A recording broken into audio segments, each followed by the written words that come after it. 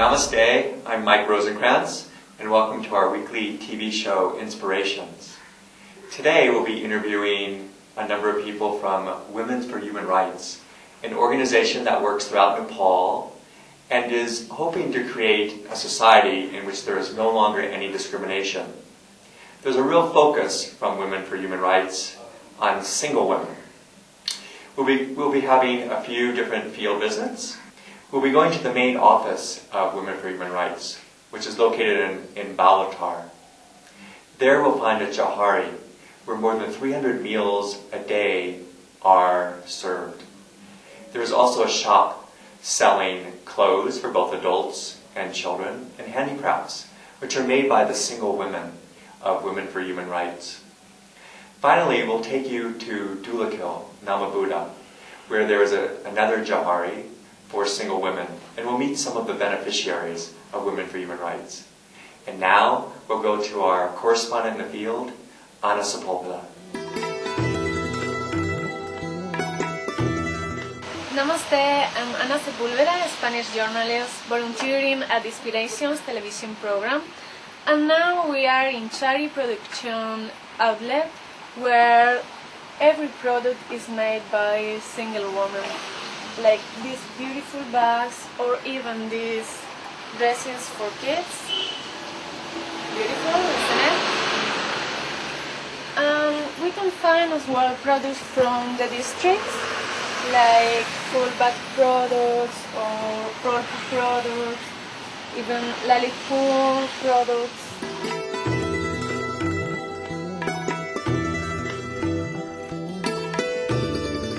Now we are in Chari Production, which is run by single women entrepreneur group and promoted by Women for Human Rights. Now we are going inside to see the work that they are doing.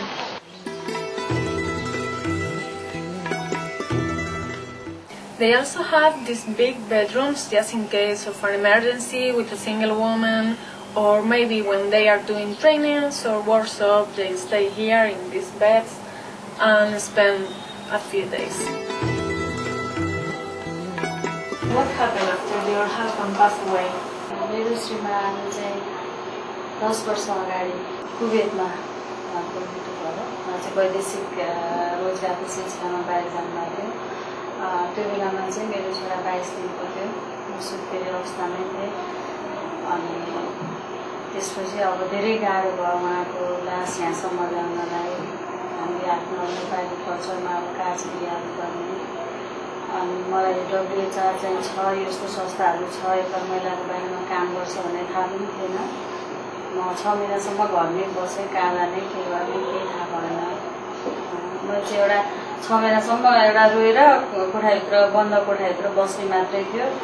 पछि एकजना दिदीले चाहिँ मेरो घरको टोलबाट फर्किँदाखेरि गाडीमा भेट भयो।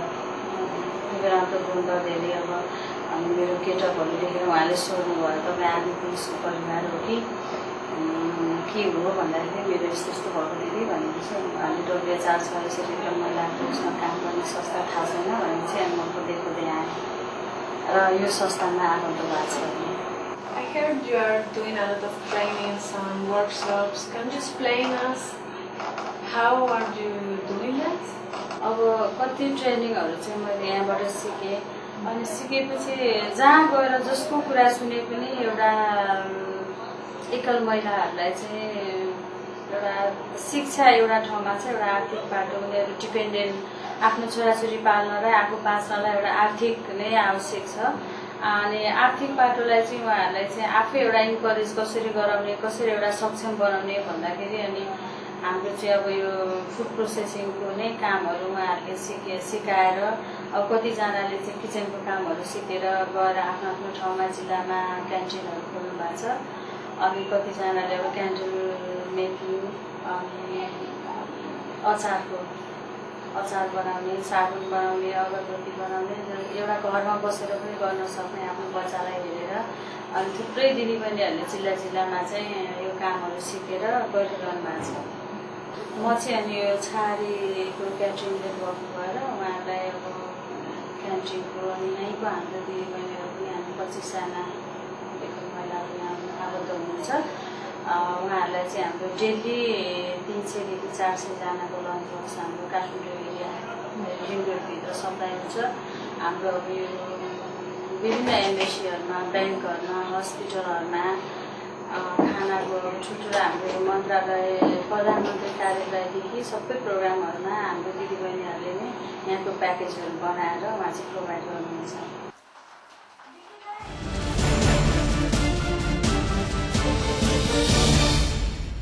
We've just arrived at Banepa, where we are picking up Ram Devi Tamang. She's the district president, and she's going to take us to Namavuda and introduce us to some of the single women that they have been working with.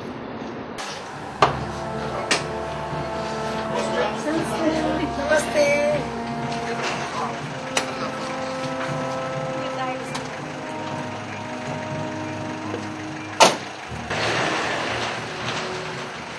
We are in Banepa.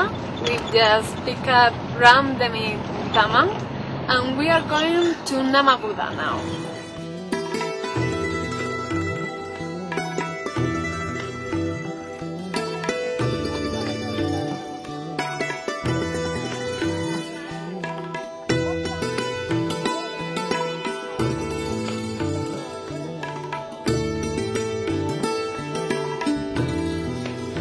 What happened after your husband passed away? मेरो श्रीमान बित्नु भइसकेपछि धेरै दुःखहरू भयो हैन। अनि सबैभन्दा पहिला त अब श्रीमान बितिसकेपछि अब घर परिवारबाट झन् अब श्रीमान त अब एक्सिडेन्ट भएर बित्नुभयो, तर अभागी अलाछिने बिमारको कारणले श्रीमान बितेको भनेर भन्ने। समाजले त त्यस्तो नराम्रो त भएको छैन। मेरो घरमै चाहिँ नबुझेका कारणले, नबुझ्नु भएको हुनाले चाहिँ त यहाँ बस्नु पर्दैन, त जा अन्तै जा, यहाँ नबस भनेर चाहिँ एकदम पीडा दिइराख्नु भएको छ। अहिले पनि त्यस्तै छ। अनि त्यो भएर चाहिँ रामदेव मिसले चाहिँ अब यसमा काम गर्नु, बाबुहरू पढाउन सजिलो हुन्छ भनेर चाहिँ म यहाँ गरिरहेको छु। अब मेरो श्रीमान बितेपछि अब सबैले गाउँको मान्छेहरूले यसको कोही पनि छैन, श्रीमान पनि छैन भनेर मान्छेहरूले खेल काट्यो है, दबाबमा राख्यो। अनि यो एकल महिलाको त्यो उ गरेपछि अलि राम्रै छ। अहिले त कसैले दबाएको छैन। How did the organization help you? एकल महिलाको बारेमा धेरै कुराहरू जान्यौं, तर त्यहाँ जानेर आइसकेपछि यहाँ समूहहरू बनायौं। अनि समूहहरू बनाइसकेपछि केन्द्रबाट सपोर्ट भयो र अनि हामीलाई धेरै तालिमहरू दिनुभयो उहाँहरूले। अनि तालिम दिएपछि अनि गाउँ गाउँमा समूह बनाउन सुरुवात गर्यौं। उसले यो एकल महिला समूहले चाहिँ एकदम राम्रोसँग गरिरहेछ। अब पहिला चाहिँ घरबाट निस्किनु हुँदैन, हामी यही बस्नुपर्छ, अब हामी त कसैको मुख हेर्नु हुँदैन जस्तो भइरहेको थियो त्यतिखेर हुँदाहुँदै पनि।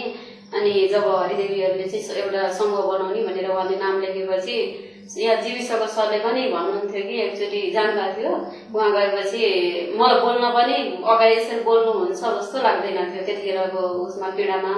अनि बोल्दै बोल्दै थिएँ। अनि पछि हुँदाखेरि सरले चाहिँ अहिले त भाषण गर्न सक्नु हुनुभएछ भनेर भन्दै हुन्थ्यो कि जीविसको सरले चाहिँ। एकल महिलालाई दुःख पायो, कुरो पनि के पनि बुझेन पहाडको मान्छेहरूले भनेर एकल महिला मिसहरूले एकल महिला समूह राख्यो। मिस चाहिँ समूह राखेर समूहमा बस्यो। अनि समूह बसेपछि अलि कुरो बुझ्यो मिस। अनि त्यस्तै हो। How is the society seeing you today? पहिला त कस्तो थियो भने अब यो श्रीमान नभएको महिलाले के गर्न सक्छ र भन्ने अनि मान्छेहरूले हेर्थ्यो है। अहिले चाहिँ कस्तो छ भने अब एकल महिलाहरूले यसरी भवन पनि बनायो, यसरी खानेपानीको अब मुहान किनेर अब ट्याङ्कीहरू बनाएको छ, पानी ल्याउने प्लानमा छ हैन। समाजले त अब पहिला पनि त्यस्तो नराम्रो गरेको थिएन, अहिले पनि नराम्रो छैन। तर घरले चाहिँ पहिला एकदम नराम्रो थियो। यहाँ जब काम गर्न थालिसकेपछि उसले बोल्दैन थिए, अब चाहिँ बोल्न थालिरहेछन् कि घरमा चाहिँ बोल्ने गर्ने। बाबुहरू दुईटा छन् मेरो, अनि उनीहरूसँग बोल्ने बोलाउने गरिरहेछन्। समाजबाट त अब पहिला त नहेरेको थियो है, अहिले त एकदम राम्रै छ भन्नु पर्यो। पहिला त यसको बुढा पनि बित्यो भनेर एकदम हेपेको थियो है। यसलाई थिचोमिच गरे पनि हुन्छ भनेर कस्तो थिचेको कस्तो उ गरे खेल गरेको। अहिले चाहिँ यो एकल महिला अफिसमा बसेर चाहिँ एकदम अलि राम्रो लाग्यो miss.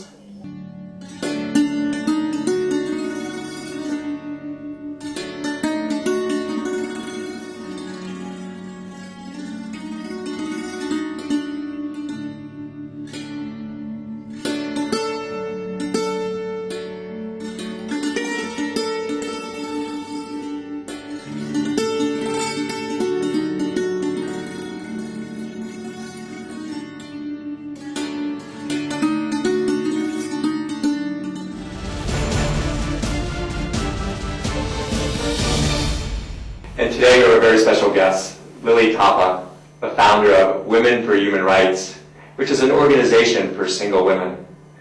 Welcome, Lily. Good to see you. Nice to see you too. Thanks.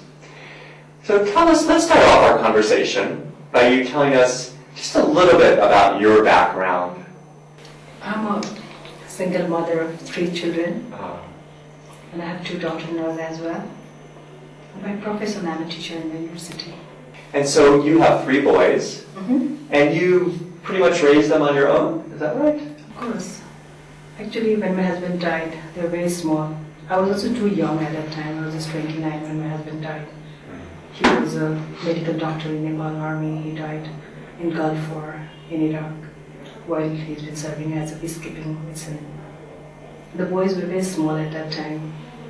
The younger one was just 3 years, and the elder was just 10, and then the other one is just 9. And you know that in Nepal, being a single mother, being a young single mother, to raise the children is very, very tough and very challenging. And I have gone through that challenges as well. Now, though, as a single mother, you began this organization. I mean, why did you decide to do this?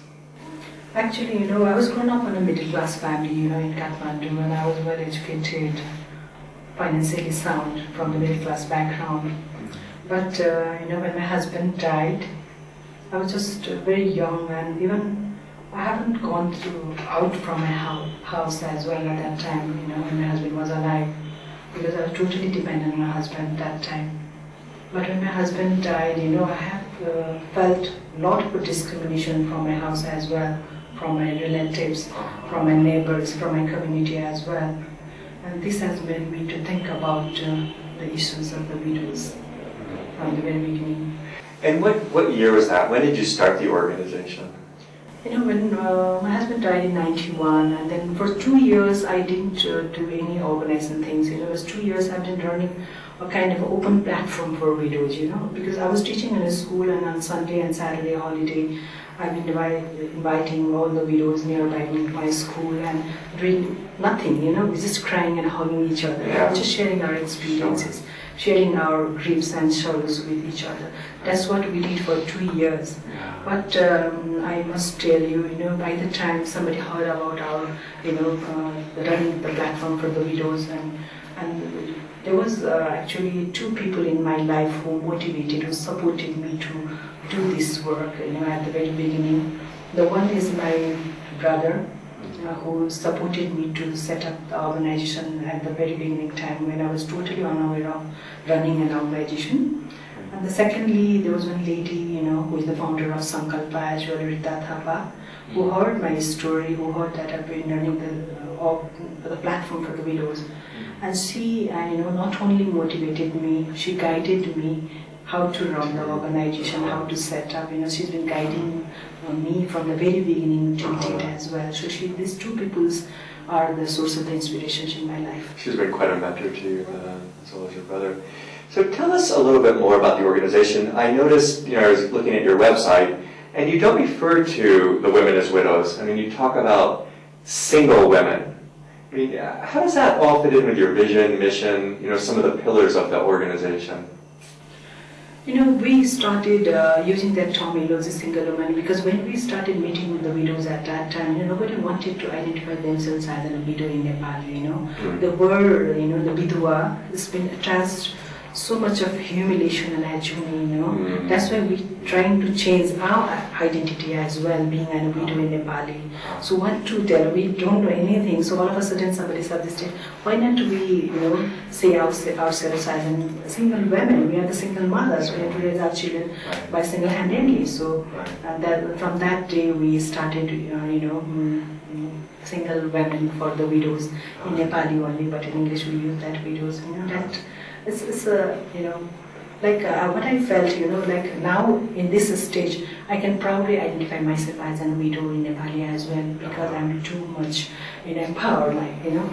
But the women, you know, we have got a lot of incident in the villages when the widows, you know, they go to the work wearing a bead. You know, the bead is a symbol of marriagehood. Right. They take it in the bag and wear that so that nobody can, you know, harass her, because they thought that she has a husband.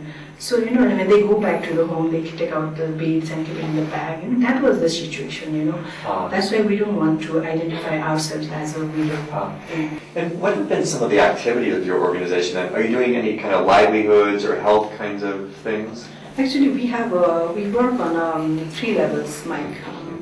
The one is that, you know, from the very beginning, from last 15 years, we've been continuously working to organize the widows in the group. And that is the 4 most important things for us. Because if you are organized in the groups, you know, then you can easily, you know, transform your sorrows into strength. You know, that is how we've been trying to bring the widows out from the house and organize them in the groups. Once they come in the group, then the second step is to empower them through a lot of you know, the empowerment activities. We have designed classes, empowerment classes, and we call it 55 dance steps. It's not like that on the regular classes. We train the mobilizer, we call it Sayogi Sathis, who are taking classes twice a week. You know, it's called 55 times they have to attend the classes in a year, and then they graduate, and then second year they do another advanced kind of classes. That way we've been empowering, we've been building the capacity of the widows in the groups, and beside that we produce the paralegal volunteer and the para-counselors as well. And we closely work with the family. You know, the family is the one who's been giving a lot of trouble to the widow daughter-in-law. You know, that's why we have a very popular program together with the mother-in-law and daughter-in-law, which is very popular in the villages. Once we bring the mother-in-law and daughter-in-law in the group, you know, they love each other, they start to love each other. Otherwise they hate each other, you know. So we've been doing that things, how to, you know, connect them together after their husband's death as well. Because if the widows has been welcomed and, you know, staying in the home together with the family, this will give a lot of strength, a lot of security to our children as well. So our intention is to make them together with the family. That's how we, you know, sensitize the mother-in-law as well. And besides that, we have a lot of legal volunteers because most of the widows have legal problems. We have many cases where widows are thrown out from the house, grabbing the property, and many widows are totally unaware of their legal rights. Right. If you just go through the census this year, 2011, only 11% of the widows are educated here, literate. 11%. Yeah, this is 2011 census report. Rest of them are just can read and write. So they're totally unaware of their human rights. Human rights thing is a faraway thing. They're totally unaware of their legal rights. So we are trying to, you know, sensitize them what is their legal rights and how they can have access of the local resources as well. We do that things in the grassroots level. And besides that, you know, we have regional network offices in all 5 development regions. Where the regional offices has been trying to connect with the grassroots ward level widows through the region and come to the center, you know. That way we work here, and the regional level we do a lot of work. We're trying to decentralize the work that we're doing in central level. So 50% of our work in central level is gone through the regional level up to the grassroots level. And besides that, at central level, basically we work closely with the policymakers. We work closely with the government. Yeah. Because until and unless the government acknowledges the issue, you can't do anything, you can't achieve anything. Right. That is why from last 5-6 years, we closely work with the different government bodies. And we've been succeed to change almost 5 big discriminatory legal policies from our country code. That's you might be aware of the policy that government come up just recently, you know, setting up an emergency fund for the single women, you know. And some of the policies that we changed from our country code that the widows have to be 35 years to inherit the property. You know, I was 29 when I became a widow, and I have to wait for 35 years to inherit my own disordered property. So we keep fighting with the government. We went to the Supreme Court, and finally we won the cases. Now no more, you know. And the second one is, you know, the widow will have to obtain a passport. She has to take the permission of the male family members, you know. That is also we changed. The other one I changed, we changed actually the widows after remarriage is not supposed to inherit the first husband's property, you know. Then, but in legal law, country code, remarriage was legally accepted. But in other way, again, if she remarries, she is not supposed to take the property of her first husband. So just to encourage remarriage, we fought to change that law. Now it is changed. Now if even a widow remarries, she can take her share of property. She takes her share. Yeah. So your organization obviously will continue, which is unfortunate in some sense, but discrimination continues in society. So how, in terms of your work and development and actually helping women, in the long term, what do you see as the future? Basically, we are trying to make all the widows independent on their own, That really gives the impacts to eradicate poverty in our country, Once the widow, otherwise, most of the widows, they are just dependent on other family members.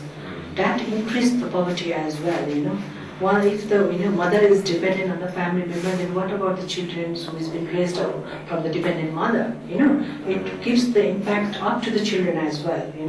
We have lots of cases where girls are dropout. Even the mother, single mother, they give more priority to sending boys to the school, but not the girls, not the daughters. That's why we've been running a lot of scholarship programs, raising funds to give support to the girl child. Right. So that the widows, they send their girl and daughter to the school as well. So it makes a lot of impact. And besides that, we have in the second pillar, we have actually worked at 5 pillars. The first one is advocacy. Advocacy. Right. The 4 was important because we really wanted to change the mindset of the people, the mindset of the family, the perceptions looking into the widows, from the community people. We really wanted to change. Otherwise, it's the same everywhere, Mike. So people, you might think about that. It's not in urban areas. It's not true.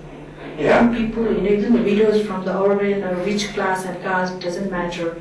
They face the same kind of a trauma, same kind of a challenges, Definitely, if the widows are economically independent, they are little educated, it makes little difference. Otherwise, all the widows from everywhere, whatever caste and class and ethnicity, they face the same things. The perceptions looking into the widows is the same. Even I have that kind of feelings many times in my house and as well. In some functions, I was not being welcome. I was not allowed to participate in many functions, So, but it really difficult to change the mindset of the people in this area. Yeah. And it's all been attached to the religion, and people dare not to, change the things that has been told by the religions. It's really very difficult. It's a long term. Yeah, that's why we do a lot of strategy. We work closely with the religious leader. Because once we change the mindset of the religious leaders, if the religious leader go to the village and preach on that way, the villagers easily accept that things. If I go and tell, no one listen to me. So we use that strategy, using the religious leader to preach on that way. Right. When we started Red Color campaign almost 6 years back, it was really, really difficult for us. Even the media was not with us. We have a lot of media have written so many nasty things about me. When one time my mom told not to work on this way when she read many negative things about me at that time when there was insurgency. So it's very difficult for us to sensitize the people on that way. It's a fight. This is really challenging. What if you could kind of summarize or give a message to our audience as kind of a last word? What would you want to tell people? What do you want to leave them with? What I always believe that if you want to do the change, be the change yourself. If you be a role model and if you wanted to change by yourselves in your family, then you can change by other people as well. So be the change yourselves, and you definitely get a lot of, That's what I always try telling to the family of the widows. If the widows, one widow in your family is empowered, a whole family get a lot of support. So, but it's really, really difficult to change the mindset. Well, Lily, thank you so much. It was really just lovely to hear about your organization and what you've done. Thank you so much. Thank you for joining us. We hope to see you again next week. Namaste.